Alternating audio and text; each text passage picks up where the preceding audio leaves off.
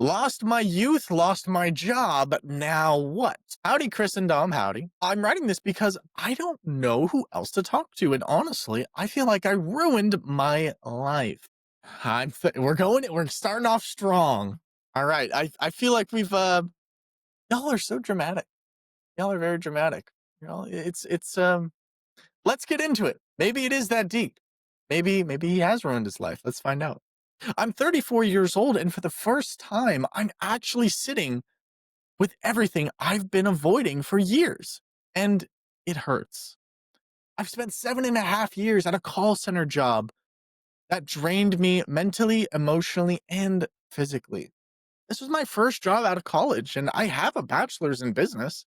And yet, I ended up in the same exact place where people who don't even have high school diplomas. I kept telling myself this is temporary. But 1 year turned into two and somehow became almost eight. They laid me off almost 8 months ago and because of budget cuts. And as much as it hurt losing that job, what hurt more was the flood of regret that punched me in my chest right after right after I became obsessed with the thought that I wasted my 20s. The years everyone says you're supposed to be your best, I wasted. I can't escape the voice in my head saying, "You lost the good years. You wasted your youth." Not sure why I did that's how I imagine he would sound. The little voice. I don't know. Maybe like a Gandalf type. I gained weight after the layoff. I barely recognized my own body, and my self esteem, which wasn't great to begin with, well, it tanked. Back in college from 2010 to 2016, man, I was skinny. I was young. Yeah, if we're going back, yeah, I'm not going to nitpick it. I was skinny. I was young. And honestly, people told me I was attractive. One day I'll experience that. One day. This guy's living good right at that moment. Even my family complimented my looks, but I was so insecure and I never believed any of them. I spent college studying, commuting, working nonstop. No fun, no social life, no parties, and no memories. I look back at those photos of that time and think I didn't even know how good I had it. After graduation in 2017, it got worse. My whole life became work. I never hung out with anyone, and I was ashamed of acne that wasn't even that bad at first, but after years of stress, bad eating, and skipping meals, and not to mention the constant pressure, well, all of that made it so much worse. My confidence, my skin, and my self of sense tanked once again. Now I feel I've ruined my face, I lost my body, I lost my confidence, and wasted the last 7.5 years at a job that never gave me anything but trauma. I feel stupid for saying, I feel stupid for staying somewhere that never valued me. And now I'm 34, single, and unemployed. And I'm trying to figure out how to pick up the pieces. So, hi guys, how do I come back from this? How do I stop mourning the version of me that I never appreciated? And how do I stop feeling like it's too late to build a life I'm proud of? I'm tired of feeling like my best years slipped right through my fingers. And I'm writing to you because maybe, just maybe, hearing your perspective will help me find some hope again. From 7 years gone, how do I move on? Because I'm lost at 34. Or am I ready for more? Hmm. Wait, Lot there's to a lot. unpack there. Lot to unpack there. Where would you Interesting. wanna start with that one? I okay, so man, so with this one, I'm gonna start with can't eat an elephant. First of all, you can't eat an elephant starting out, but if you were to eat an elephant, you have to eat it one bite at a time. There's a lot of things to fix here, but I wouldn't try to fix everything all at once. You can't fix everything all at once, and that's totally okay. In fact, it's better that you can't fix it all at once because if you could, then you'd just be sad that it's like, oh wow, snap a finger, you could have fixed it all, right? But a lot of time, a lot of time in this in your life still. And you keep saying, I missed the best years. It's like, no. No, no. The best years are still to come because you're aware and you're able and you have the want and the need to make these years the best years. I never believe that the best years are behind me. The best years are always in front of me. In front of me. You know, Um, what I'm kind of thinking a lot about is this week's whole podcast was about year-end reflections, like doing your financial review, and then we kind of took that to, all right, there's the financial part. Let's talk about everything else. And I feel like this person walked through 7.5 years of their life, by like not really asking the question. And just asking the question, am I happy here? Do I want to change it? Isn't going to automatically change it, but it gives you the perspective to be able to do it. And now this person's in this place where they're now living in the past. They're here in the present physically. Their body is here, but they're living in the past in their brain. And they're also living in the future because they're anxious about what it's going to be like because they've already lost their past. What are they forgetting to do? They're forgetting to live right now. They're forgetting that life can only be lived right now. It's already been done in the past, and the future has not happened yet. And the amount of time that you want to sit there toggling between these two places that you have zero ability to affect is time that you're not actually living your life. So, do you have anything else, Dominic, before I kind of get into some of the thought processes I'm I have? excited. I'm curious to see where you're going with this one. A Yeah. lot of great information about to be dropped. So make sure to turn your ears on and take your notes out because it's Yeah. always a So, I gem mean, city when Chris is dropping this one. to our listener, the first thing I want to say is like thank you for being brutally honest. Not with us, but most likely with yourself. Most people never admit their feelings out loud, and they definitely don't write them down. So that already puts you in like the top 3% of people that are actually going to take inventory of their lives, and by taking inventory of your life, actually try to make some meaningful change. Um, you said that you think you wasted 7.5 years of your life. I wouldn't say that's true at all. I'm sure you learned skills. You've learned to be able to make it through something that's emotionally draining. I'm never worked in a call center before, but I have to imagine that it's not very fun. And that's probably not great, especially if you were eating and doing all these other things to kind of survive it. I wouldn't call that you were lazy or unmotivated. You were just kind of stuck in survival. You're just going from day to day, never really taking the wider perspective. You were just focused, head down, moving. But that's not a way to go through your entire life. So all you can do now is you can take that, remove the shame from it, and learn the lesson. Okay, I can't continue to go through life not thinking and just kind of going down the way, hoping that things are going to get better, because they won't get better unless you are the one that changes that. The fact that you're feeling regret, that's a sign that you're like waking up, that you know that something was wrong. And that doesn't mean that you're a failure. We all have regret in life. We all have things that we wish we would have done better.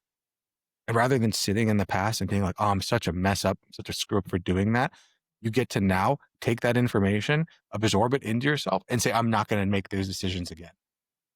Failure is the most data rich stream of information we have the ability to get. So when you find yourself starting to look back and you start feeling pain, it means you're finally ready to move forward differently rather than doing the exact same thing that you've been doing for the past 7.5 years that clearly isn't working. The discomfort you're feeling right now is actually evidence that you're waking up. And yeah, waking up, it hurts. The same way that when I woke up this morning in the wintertime and it's cold outside in beautiful sunny San Diego at nighttime because we have that coastal breeze. And when I got out of bed, yeah, it kind of hurt. My knees hurt, my ankles hurt, everything kind of hurts because I'm old and it's cold outside. But the moment you start moving, that's how you can start to make change. That's the way that you actually do everything. It's the same way with making changes in your life. You said stuff like, I feel like I lost my youth. Your youth isn't lost. You're 34 years old. Your youth is just unexpressed. You didn't miss your window. You missed maybe the environment, but plenty of people don't peak until their 30s or their 40s. I don't even think there really is a peak depending on how you want to see it. Because when you finally have clarity like you do right now, maybe you're going to now be able to give yourself the resources and the emotional maturity to finally do life. I'm going to put this in quote right, because there is no right way or wrong way.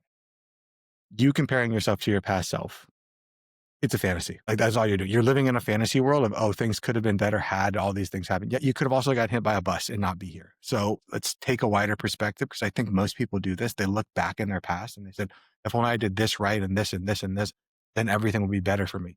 But we don't know that. You only know the way that the world did happen, not the way that the world could have happened. A really good experiment that I tried once was I went in and I fed ChatGPT a bunch of stuff I remembered about myself when I was like 23 or 22. Like, hey, this person graduated college, blah, blah, blah, blah, blah. And then I asked it, where is this person going to be in 10 years? And then I was that age at that time. I did this like a year ago, and it was completely divergent from where I actually was. And then I had to do it again, like run it again, completely different place, completely different place, completely different place. I think what you end up coming to the realization is so much of your life comes down to luck. And we all think that we control the destiny, but we don't. So much of it comes down to just these pure lucky moments, and life unfold the way that it is. And like, how lucky are you that you're still alive? Yeah, you might not be as healthy, but you have the ability to get that.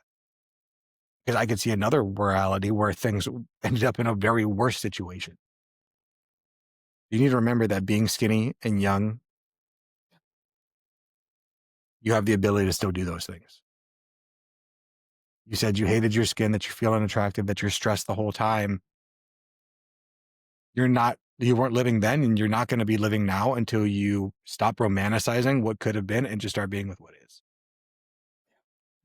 The weight gain, the acne, the insecurity, all that stuff, they're not problems, they're symptoms that your body was showing you that there was years of stress, overwork, self-criticism, lack of rest, most likely, and none of that is permanent.